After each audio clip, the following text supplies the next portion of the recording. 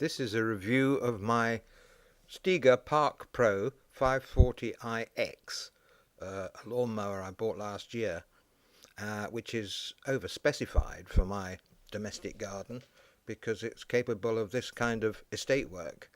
It's a professional machine. It's also a strimmer and will cut down weeds with ease, and it's also a brush cutter and can be used with the deck raised to cut down nettles and undergrowth, and it's also a scythe with the deck raised as well, so you can use it for clearing all sorts of unwanted rubbish from the garden. It's also a leaf shredder. In fact, it can reduce leaves to invisible shreds, and I call it a gazunder because it's got this out front deck which goes underneath benches and fences and hedges and shrubs. It's also got a rake, a hydraulic rake, which is very useful. In fact, it's got two, as I'll show you later. This enables it to scarify the lawn and also to rake gravel. It grades my large gravel driveway much more easily than doing it by hand. It comes with a combi cart, or mine does as well, which is very useful. You can attach it without removing the rake, which is very convenient. This professional Honda engine delivers 21.5 horsepower. So this is the top of the range Stiga machine and will do anything. You can add any Stiga tool to it. And here are a few from their website.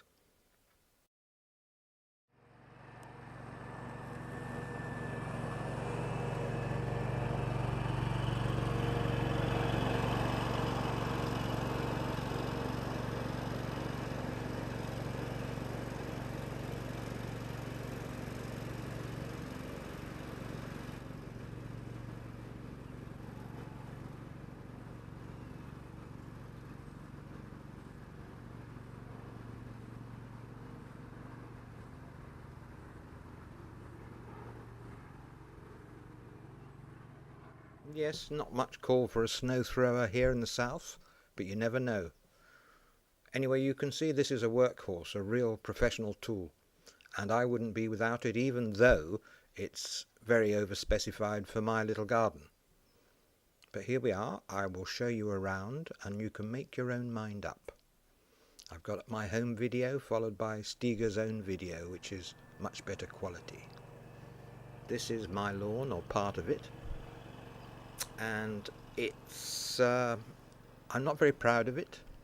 It's terribly bumpy thanks to moles which invade me every year and which I'm not allowed to gas or to blow up, so I have to live with them. Consequently, any mower has a very bumpy ride on my grass, except this one, because this one has hydraulic air suspension on the driver's seat, which is adjustable depending on the weight of the driver, and it makes for an extremely comfortable floaty ride even on my switchback of a lawn.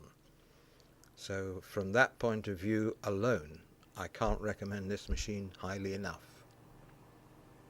This is of course an out front mulching mower, and if you're familiar with mulching mowers, you don't need me to tell you that they're the best thing since sliced bread.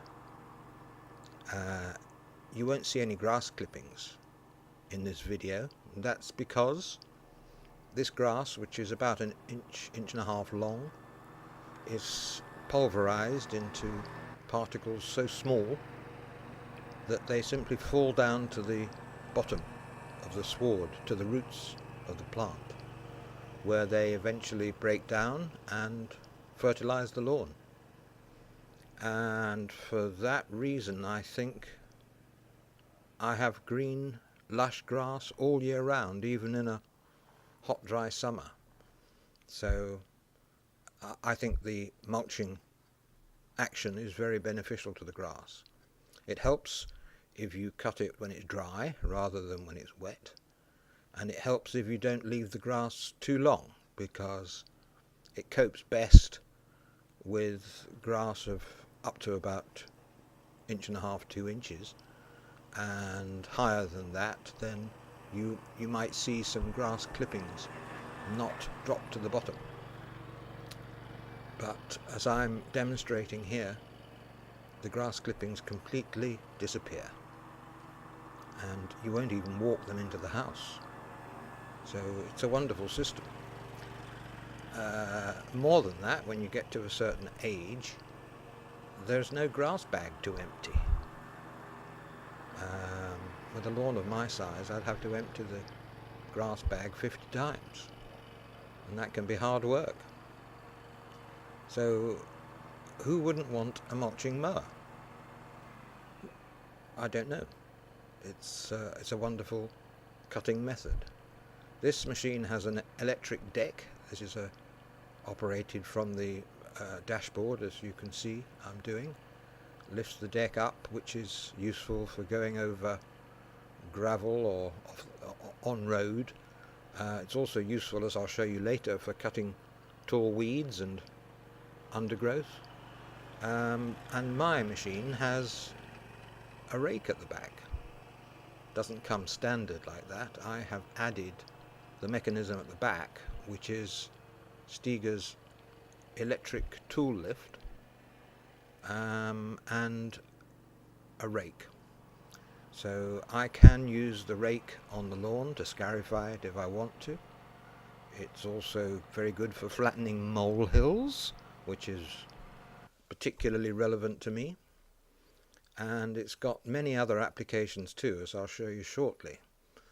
The rake is also controlled from the dashboard, so you don't have to get off the mower or even stop mowing. You can use the rake at the same time as you're mowing. And the only downside to having it permanently attached to the back of the mower, as I have it, is that you have to remember it's there when you're reversing. Otherwise it doesn't get in the way at all. You can take it off, and I'll show you later how to do that. But I find it so useful, and I use it almost every time I use the mower, that it's easier to leave it permanently attached. And I can also attach the combi cart, as you can see from the tow bar at the back there. I can attach a cart to the mower without removing the rake. So everything fits neatly together with a minimum of effort. So I'm showing you around the mower here, and it's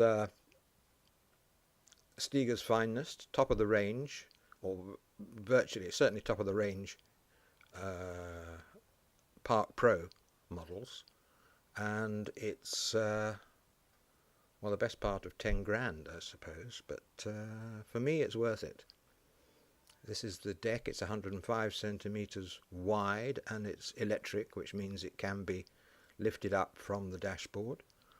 There's a handy headlight for those who like to mow in the dark, and it comes on automatically when it gets dark as well. The Honda engine is a remarkable thing, as I'll show you later. That switch turns the fuel on and off. Here is the fuel tank, which is transparent, and the filler cap, which is nice and wide, so you can easily pour unleaded fuel straight in. That metal bar running around the back of the mower is basically a carriage rack, should you want to throw a bag of compost on there or anything else that you want to cart around without getting out the towing cart. Here's the hood, which covers up the mower and the engine and the oil, and I'll show you later how to get in there and what's underneath.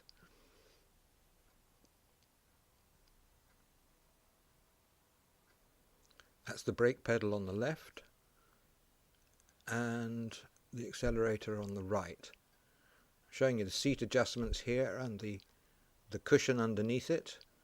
The seat adjusts laterally as well as for load, and you can see that it's a nice springy padding which adds to the comfort, and the armrests can be lifted or lowered to suit. The brake is released just by putting your foot on it, and on the other side is the accelerator, which is one pedal for forward and backwards. So you use your toe to go forward and your heel to go backwards, and that's hydrostatic they call that, and it's couldn't be easier.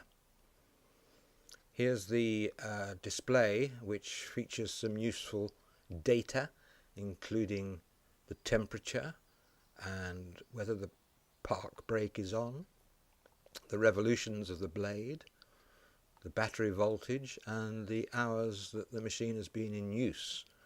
Mine, at this point, has been in use about 20 hours. Articulated steering means the mower has a very tight turning circle, and split differential means that the tyres won't scuff even in damp conditions. This is the lever for raising and lowering the deck.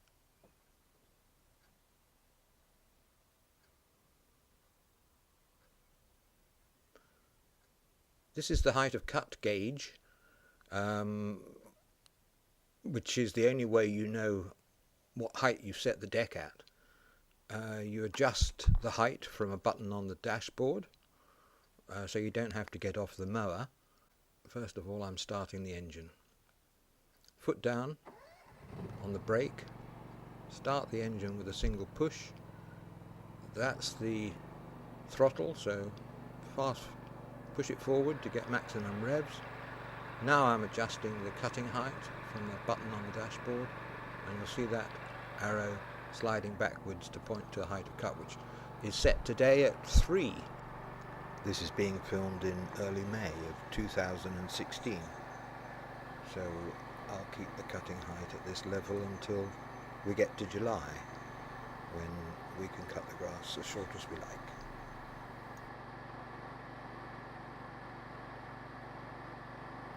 Here you can see me adjusting the rake, which is also done from the dashboard, and the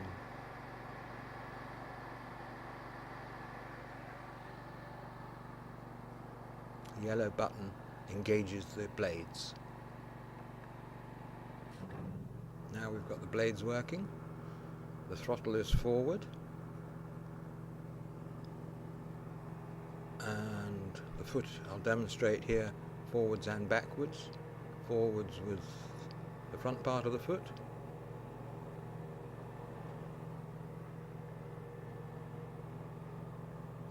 and back with the heel.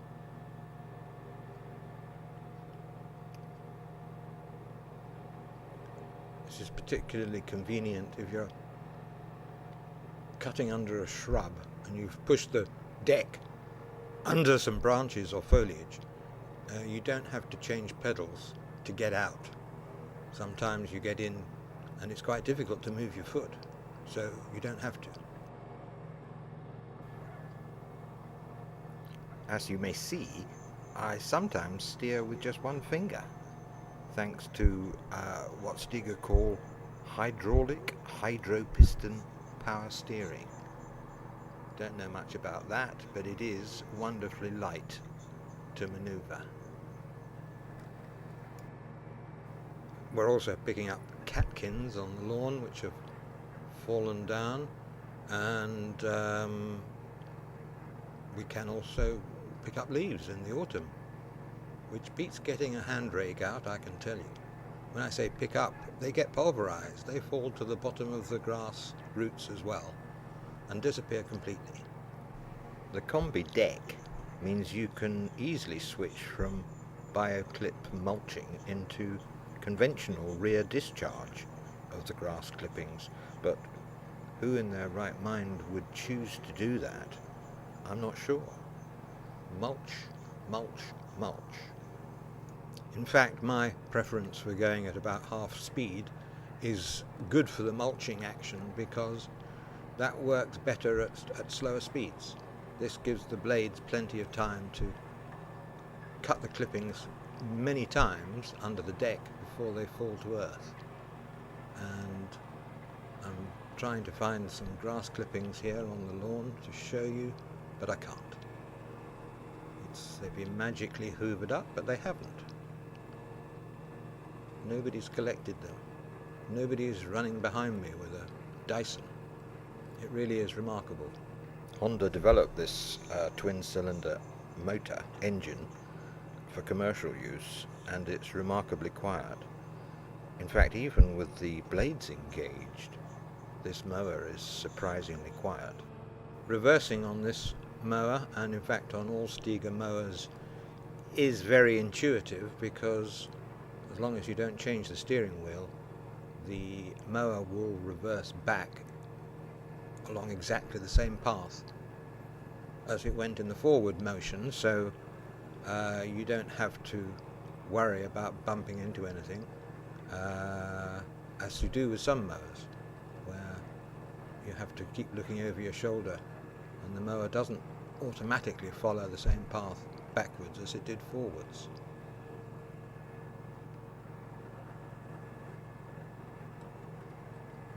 I think we're going to go diving under this shrub up here to show you how far under we can get.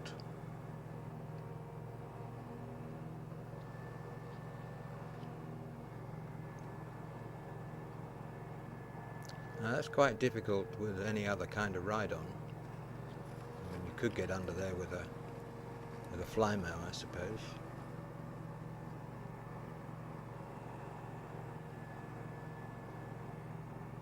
And as you can see, my garden is bordered by conifers, all of which have weeds growing at their base, and this is marvellous for keeping them tidy. We have four-wheel drive, of course, and big 17-inch wheels, so this mower will handle all kinds of terrain and never stop and never leave skid marks on the lawn. You'll have noticed me driving around like a demented goat. Normally I do drive in straight lines when there's no video camera, but the result isn't bad. Now we're down in the elephant's graveyard, where the grass is longer and it's damper too. We don't come down here without a compass or a flare. But as you can see, the deck out front is essential to keep the place tidy, and it also allows us to precision navigate around obstacles like the compost bin here. And I can lift it up with the blades running to tackle the nettles. And we get a lot of nettles here, so it really is extremely useful. The twin metal blades rotate at over 3000 RPM, so they're very powerful, and I always make sure that pets and children are far away. Now here's the rake on my gravel driveway, and you can see that it's a godsend.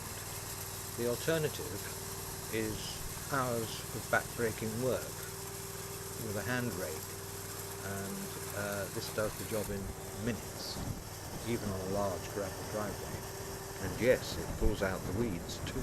I in fact have two rakes. One is heavier duty, as I'll show you later, for deep scarifying or for heavier grade of gravel, but this one does fine for most of my uses. It will also collect clippings of hedge trimmings, leaves or fallen fruit, twigs, stones from the lawn, flatten molehills, as I said, and many other things as well. It's a valuable ally in the constant battle out there.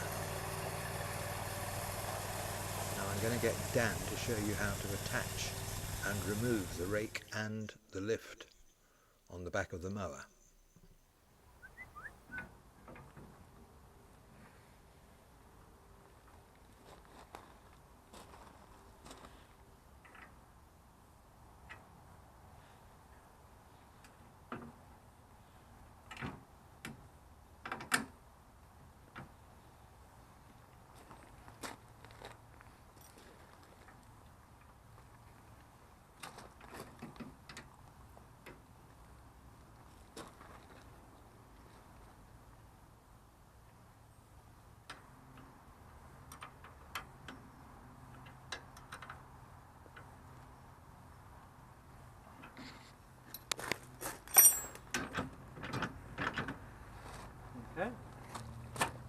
simple as pull the lid back and pull out. Right. It will only go in one way because the grommet's inside there. Okay. So that's relatively straightforward. Okay, and then with the R clips, pull the R clips out. It's safe.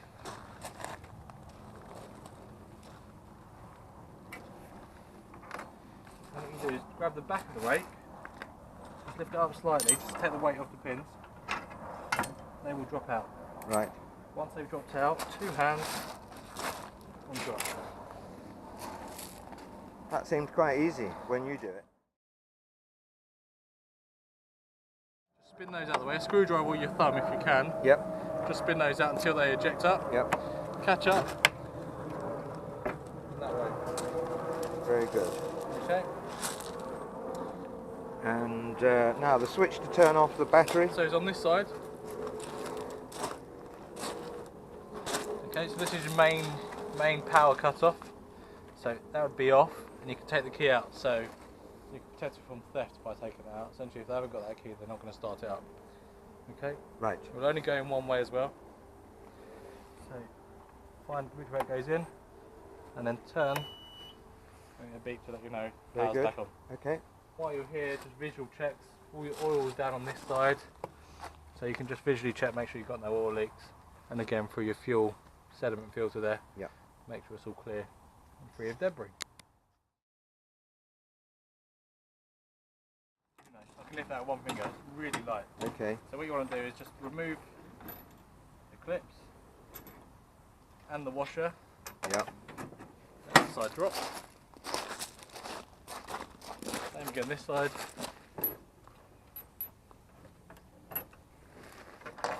And the washer.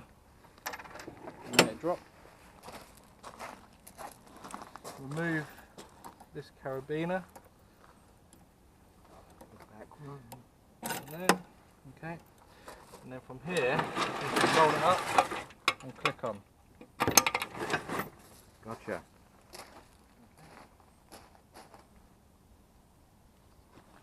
It gives you fairly good access to the deck. Very good.